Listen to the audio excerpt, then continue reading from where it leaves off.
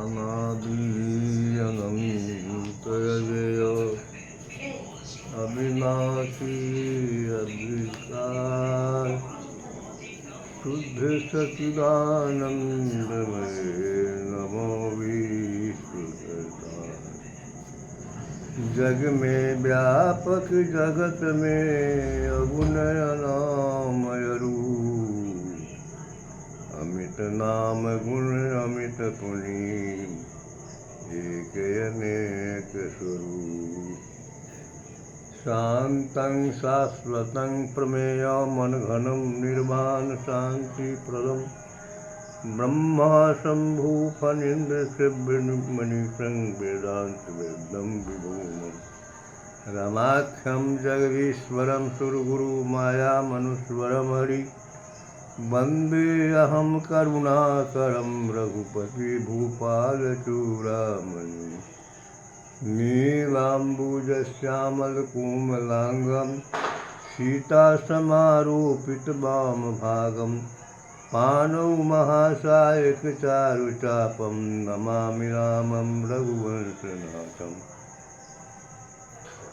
कर्पूरगौरं करुणावतारं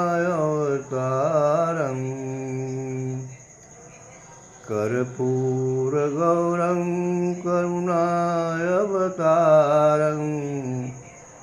संसारसारं भुजगेन्द्रहारं सदा वसन्तं हृदयारविन्दे भवं भवानी सहितं नमामि।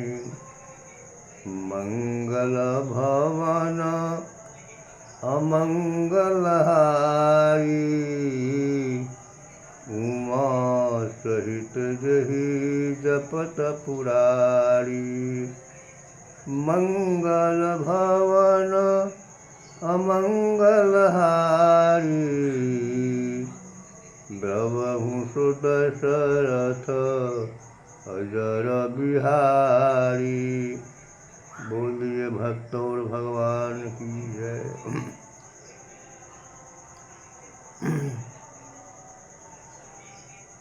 उमा शंकर भगवान पार्वती से कहते हैं, उमा कहूँ मैं अनुभव अपना,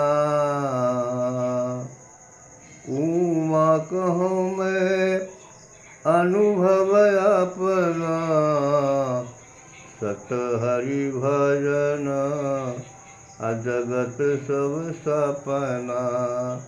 हे उमा, हे पार्वती जी, मैं अपना अनुभव आपसे कहता हूँ।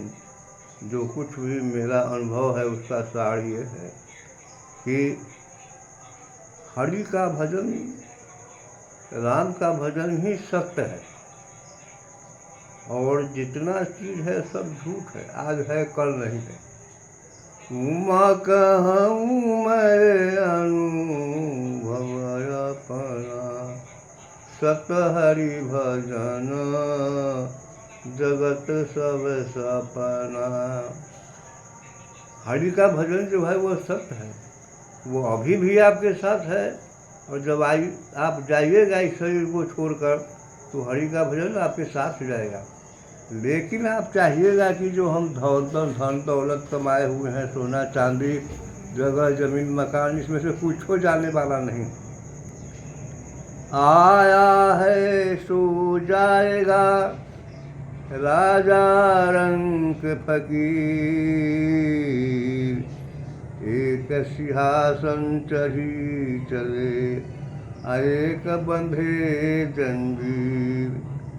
अब देखिए कि यहाँ से इस संसार से विदा होने पर कुछ ऐसे लोग हैं जिनको सिंहासन पर चढ़ा करके जमदूत जमराज का सिपाही सब ले जाता है, और कुछ ऐसे लोग हैं जिनको घसीटते हुए मारते हुए छड़ी से पीटते हुए ले जाता है। बताओ, तो ऐसा तुम अपने जीवन में अपने को उतारो कि कि तुमको सिंहासन पर चढ़ा कर ले जाए। बोल भक्त और भगवान की जय। श्री राम जय राम जय जय राम। श्री राम जय राम जय जय राम। श्री राम जय राम जय जय राम। श्री राम जय राम जय जय राम। मंगल भवन मंगल हारी। दवंश दशरथ अजर बिहारी। मंगल भवन मंगल हारी। उमा सहित जेहि जपत पुरारी। उमा सहित पार्वती सहित शंकर भगवान जपते हैं। क्या जपते हैं? तो श्री राम जय राम जय जय राम। अरे श्री राम जय राम जय जय राम। जो अपने को भगवान और भगवान के नाम से जुड़ गया, उसका बेड़ा पार है। और जिसने प्रभु के नाम से अगर नहीं जुड़ा, भगवान के भक्ति से जो नहीं जुड़ा, वह फिर 84 लाख जोनी में चला जाएगा। और वह कोई कुत्ता, कोई बिलाई, कोई गधा, कोई सूगर, कोई सांप, कोई बिच्छू इत्यादि जोनियों में जाएगा। इसलिए अगर आप मनुष्य जोनी को प्राप्त किया है, फिर इस जोनी को प्राप्त करने के लिए आपको भगवत भजन करना पड़ेगा। चाहे आप भजन राम जी का कीजिए, चाहे भगवान कृष्ण का कीजिए, चाहे शंकर जी का कीजिए, भजन तो आपको करना ही पड़ेगा। बिना भजन के कोई उपाय नहीं है, न तो फिर गधा कुत्ता घोड़ा बिलाई बनना ही पड़ेगा। अब आइए, भगवान के भक्ति में आने पर कुछ अहंकार हो जाता है कि हम तो भक्ति करेंगे। अहंकार नहीं आना चाहिए। महाभारत में अर्जुन भगवान श्री कृष्ण के भक्त थे और उन्होंने महाभारत में ये सवाल उठा कि युद्ध शुरू होने वाला था, तो उस युद्ध में भगवान श्री कृष्ण से मदद मांगने के लिए अर्जुन भी गए थे। और उनके यहाँ दुर्योधन भी उनका दुश्मन था, अर्जुन का, वो भी पहुँचा था। तो अर्जुन से पूछे भगवान की, अर्जुन तुमको क्या चाहिए? तो प्रभु हम आपको चाहते हैं, आपको सिवा छोड़ के हमको कुछ नहीं चाहिए। और उधर से दुर्योधन आया तो भगवान कृष्ण पूछते हैं कि अरे तुमको क्या चाहिए? तो आप हमको जितना सेना है, सिपाही है, फोर्स है, हथियार है, सब हमको दे दीजिए। तो भगवान कृष्ण ने कहा कि एवं अस्तु। और ये अर्जुन के तरफ, पांचों पांडव के तरफ सिर्फ भगवान कृष्ण गए अकेले, और कोई नहीं। तो अब देखिए कि भगवान का सारा फोर्स, कृष्ण भगवान का सारा फोर्स देख लात में चढ़ के बैठे। हाँ तो श्री राम जय राम जय जय राम। श्री राम जय राम जय जय राम। बड़े भागे मानुष तनु पावा। बड़ा भाग से मनुष्य का शरीर मिलता है। बड़े भागे मनुष्य तनु पावा। सुर दुर्लभ सब ग्रंथ ही गावा। मनुष्य जोनी में आने का एक ही फायदा है कि वो फिर आगे बढ़ता है। वो कुछ भजन भक्ति ज़्यादा करता है तो वो स्वर्ग में जाता है, और विशेष भजन भक्ति करता है, वो भजन भक्ति में रम जाता है तो वो वैकुंठ धाम को जाता है। तो आगे बढ़ने का ही साधन जरिया है मनुष्य जोनि। मनुष्य जोनि छीना जाएगा तो फिर वही गाय भैंसी घोड़ा बिलाई गधा कुत्ता इत्यादि में भुगतना पड़ेगा। इसलिए ऐसा अवसर को नहीं खोजना चाहिए, खोना नहीं चाहिए, भगवान का भजन करना चाहिए। श्री राम जय राम जय जय राम। तो महाभारत लड़ाई हुआ, उसमें तो दोनों तरफ से क्षति हुआ, कुछ तो पांडवों की तरफ से कम क्षति हुआ, लेकिन कौरव का तो सर्वनाश हो गया। वो दुर्योधन 100 भाई था, 100 मारा गया, उसका जितना सिपाही था सब मारा गया, और अंत में एक अंधा बाप और एक गंधारी माता, यही 2 बच गया, और कौरवों का सारा के सारा नाश हो गया, सर्वनाश हो गया। अब पांडव बेचारे तो 5 भाई था ही, वो 5 बच गया। तो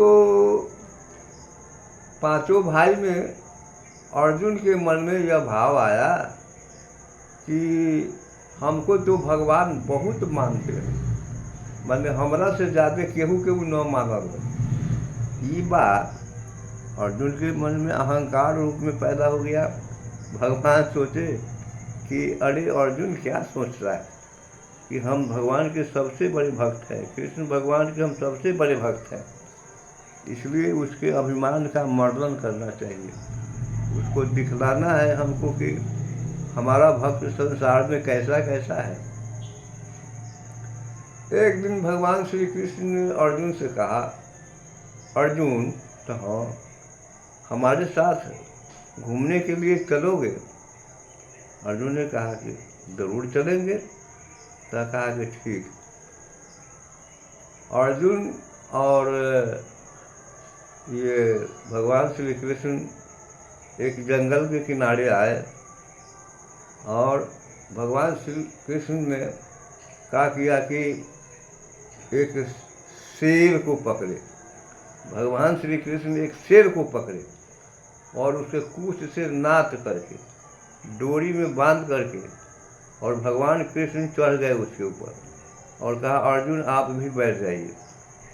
दोनों मूर्ति बैठ गए आगे, आज शेर को हाँक रहे हैं डोरी पकड़ के, भगवान श्री कृष्ण पीछे से अर्जुन। और एक बात और मार्केबल है कि उन्होंने अपना शरीर जो है वो छिपा दिया और बड़े विशाल जोगी बन गए, जटाधारी है, जटाधारी जोगी बने हुए हैं कृष्ण भगवान, और अर्जुन को भी अपने ही तरह जोगी बना दिए, और वो दोनों जोगी चले जा रहे हैं शेर पर सवार होके। जाते जाते जाते जाते वो पहुँचे मौर्ध्वज राजा के देश में। उस देश के राजा थे मौर्ध्वज। मौर्ध्वज राजा के यहाँ पहुँचे तो मौर्ध्वज राजा के द्वार पर खड़ा हो जाते, तो मौर्ध्वज राजा को बुलाए कि भाई मौर्ध्वज राजा कौन है, जरा भेजो। तो मौर्ध्वज राजा आए। मौर्ध्वज राजा से दोनों जोगी कहते क्या है, अरे हमको बहुत भूख लगी हुई है, क्या तुम हमको भोजन कराएगा? मौर्ध्वज राजा ने कहा कि हाँ भोजन तो कराएंगे। तो कहा कि तब प्रतिज्ञा करो। अरे प्रतिज्ञा करोगे तब ना तो हम चले जाएंगे। अब बेचारे सीधा मन से मौर्ध्वज राजा ने प्रतिज्ञा किया कि मैं प्रतिज्ञा करता हूँ कि आप दोनों जोगी को भोजन कराएंगे। तो कहा कि तो हम दोनों जोगी को भोजन कराएगा, और मेरा सवारी जो शेर है क्या इसको भोजन नहीं देगा? तो हाँ हाँ उसको भी भोजन देंगे। अब प्रतिज्ञा करा दिए कि शेर को भी भोजन कराऊंगा और आप दोनों महात्मा का भी भोजन कराऊंगा। तो बात सही हो गया। तो हाँ, तो भगवान कृष्ण कहते हैं जोगी के वेश में ये राजा सुनिए, हमारा शेर बहुत भूखा है, ये कई दिनों से भूखे है, खाया नहीं है, इसको भोजन देगा तो हाँ देंगे। तो अब सुन लो कि मेरा शेर क्या खाएगा, तो सुन लो। तो कहा क्या खाएगा, तो तुम्हारा पुत्र जो है अर्धांगज, उसी का मांस खाएगा। तो अब तो ये बड़े असमंजस में पड़ गए मौर्ध्वज राजा। वो अपने धर्म पत्नी से जाके पूछते हैं कि दोनों जोगी महाराज जो है ऐसा ऐसा सवाल किया है कि मेरा शेर भोजन करेगा, वह तुम्हारे पुत्र अर्धांगज का मांस खाएगा। और उसमें ये भी कहा है, हाँ तो अभी तो इतना ही बाकी, तुम्हारे पुत्र का मांस खाएगा। तो राजा रानी गए और अपने पुत्र अर्धांगज से पूछते हैं कि बेटा, हम लोगों का अभी समय धर्म संकट में है, ऐसा ऐसा बात है, तुम्हारे शरीर के का मांस जो है उस महात्मा का, जोगी का मैंने शेर खाएगा, तुम्हारा इसमें क्या विचार है। कहा कि माता, अरे ये शरीर तो भगवान का दिया हुआ है, अगर हमारे शरीर के मांस खाने से वो जोगी और जोगी के शेर तृप्त होता है तो ठीक है, हम अपना शरीर देने के लिए तैयार हैं। तो ये बात जो है सो मर्ध्वज राजा जोगी राज से कहा कि हाँ हमारा बेटा तैयार है, वो अपने शरीर का मांस इस शरीर को, ऐसे शेर को खाने के लिए देगा। तो कहा कि एक बात, हमारा शेर जो है वह तुम्हारे बेटा के दाहिने अंग का मांस खाएगा और बाएं अंग का मांस नहीं खाएगा। तो क्या करना होगा इसके लिए, तो इसको चीरना होगा 2 भाग में। राजा रानी सुने कि भाई हमारा बेटा है, उसके शरीर को चीरा जाएगा। तो हुआ कि पूछिए महात्मा जी से कि इस शरीर को कौन चीरेगा।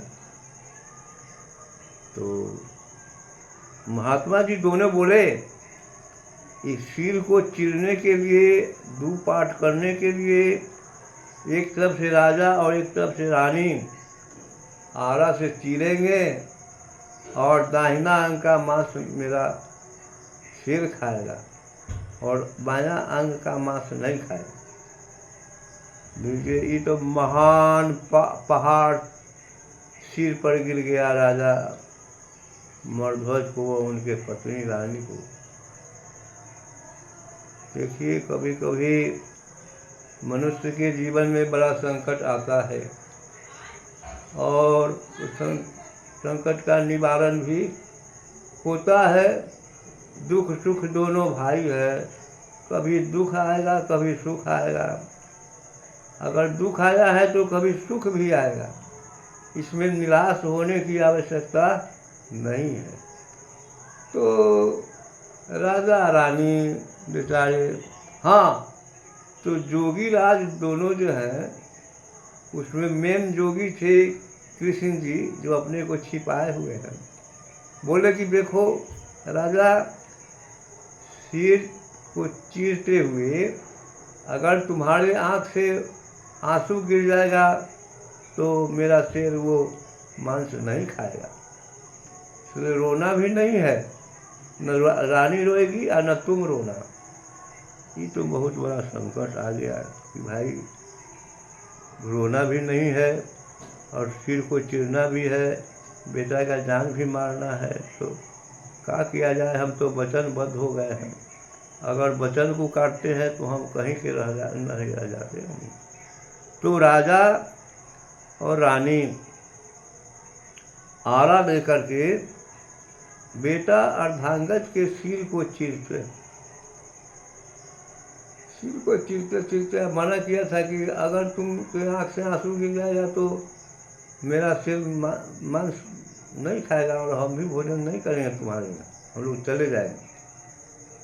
तो आरा लेके चिरने लगे राजा मौर्ध्वज। तो राजा के आँख से 2-3 बूंद आंसू गिर ही गया। और वो चिरना बंद किए कि तब जोगी राज कहते हैं कि अब हमारा शेर तुम्हारे बेटे का मांस नहीं खाएगा, क्योंकि तुम्हारी आँख से आंसू गिर गया है राजा। तो राजा बोले कि तो इसको समझने की बात है, पहले सुन लीजिए हमारी बात। जैसे हमारा बेटा का सिर चिरा रहा है, ये मर जाएगा, तो इसका मांस मैंने शेर को खाने के लिए है।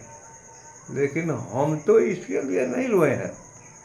हमारा आँख से आंसू जो गिरा है वो इस बात के लिए गिरा है कि क्या कारण है कि हमारे बेटा के बाएं दाहिने अंग का मांस शेर खाएगा, बाएं अंग का मांस शेर क्यों नहीं खाएगा, इसलिए हम 2-3 बूंद आंसू गिर गया है। तो ये बात क्षमा कीजिए। तो जोगीराज दोनों मान गए और राजा रानी अर्धांगज के सिर को चीर के 2 पार्ट कर दिया, दाहिना अलग और बायां अलग। अब दाहिने अंग के मांस को सब टुकड़ा टुकड़ा करके शेर के सामने रख दिया गया। शेर तो चबा गया, वो सब खा गया। और वो आधा बाएं अंग का जो पूरा धड़ था वो बचा हुआ था, उसको तोप के छोड़ दिया। अब आइए, उधर रानी भोजन बना करके तैयार कर दी। तो मर्दवन राजा ने कहा जोगी बाबा से कि हे जोगीराज, अब भोजन तैयार है, चलिए आप लोग भोजन कर लीजिए। तो राजा की बात को सुनकर जोगीराज ने कहा कि देखो राजा, तुम 5 थाली में चौका लगा करके 5 थाली में भोजन परोस के रखो। राजा 5 थाली में भोजन परोस के रखा चौका के अंदर। तो कहा कि दोनों जोगी बाबा तो बैठ गए 2 थाल लेकर के, और 2 थाल में कहा एक राजा को और एक रानी को, 4 गोटा बैठ गए। अब एक थाल का भोजन, एक थाली का भोजन बचा हुआ है। सब इंतजार कर रहे हैं कि भाई इसमें कौन खाएगा। राजा रानी बार बार इस पर पुनः पुनः विचार करते हैं कि इसमें थाली का भोजन कौन करेगा। ऐसा सोच ही रहे हैं तो कृष्ण भगवान साधु के वेश में पुकारते हैं, चलो भाई, इस थाली का भोजन जिसके अंश में है वो चले आओ जल्दी से। देखा कि उधर से अर्धांगज, जिसका शरीर चीर करके शेर को भोजन करा दिया गया था, वह लड़का दौड़ा हुआ आ रहा है। और वो लड़का आकर के अर्धांगज जो है, तो उसका नाम उसी दिन से अर्धांगज हो गया, आधा अंग वाला। तो अर्धांगज जो है सो दौड़ा हुआ आता है, पूरे अपने असल मैंने पहले जैसा उसका शरीर था उसी रूप में आया, और वो थाली पर पीढ़ा पर बैठ के लगा भोजन करने। अब सब 5 भोजन करने लगे हैं। अब देखिए क्या तमाशा होता है। बोल दीजिए भक्त और भगवान की। ऐसा ऐसा कठोर परीक्षा भगवान लेते हैं भक्त से। ऐसा ऐसा कई गो कहानी है। तो अब वहाँ पर भावुकों ने कहा है, लगे है खाने और खिलाने, लगे हैं खाने और खिलाने, रूप अपना दिखलाने, लगे हैं खाने और खिलाने, रूप अपना दिखलाने। जोगी बाबा भोजन करते हैं और उन लोगों को भी भोजन करवाते हैं। धीरे धीरे कृष्ण भगवान अपना रूप दिखलाने लगे। लगे हैं खाने और खिलाने, रूप प्रहलाद दिखलाने। प्रबल प्रेम के पाले पर कर प्रभु का नियम बदलते देखा। उनकी शान टले टल जाए, भक्त का मान न टल के देखा। भक्त का मान जो है सो टलता नहीं है। प्रबल प्रेम के पाले पढ़कर प्रभु का नियम बदलते देखा। उनकी शान टले टल जाए, भक्त का मान न टलते देखा। तब धीरे धीरे भगवान अपने असली रूप में आए और उधर अर्जुन भी असली रूप में आए और कहा। तब उस समय राजा मूर्धवत कहते हैं, हे प्रभु, इस तरह की परीक्षा जो हमारे साथ लिए हैं, ऐसा भविष्य में किसी के साथ नहीं लिए। वो परीक्षा में सब फेल कर जाएगा। इसलिए हे नाथ, हम यही विनती करते हैं कि हाँ, तो वो भगवान बोले कि कुछ मांग लो, तो मांगने में यही मांगे कि भाई इस तरह की परीक्षा किसी से और नहीं लीजिएगा। तो परीक्षा जिस तरह का हमारे साथ हुई है, वो लीजिए भक्त और भगवान की।